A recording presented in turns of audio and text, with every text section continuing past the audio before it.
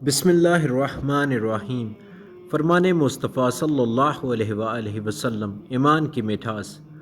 حضرت انس رضی اللہ عنہ سے روایت ہے، آپ صلی اللہ علیہ وآلہ وسلم نے فرمایا، 3 خصلتیں ایسی ہیں کہ جس میں یہ پیدا ہو جائیں اس نے ایمان کی مٹھاس کو پا لیا۔ اول یہ کہ اللہ اور اس کا رسول صلی اللہ علیہ وآلہ وسلم اس کے نزدیک سب سے زیادہ محبوب بن جائیں۔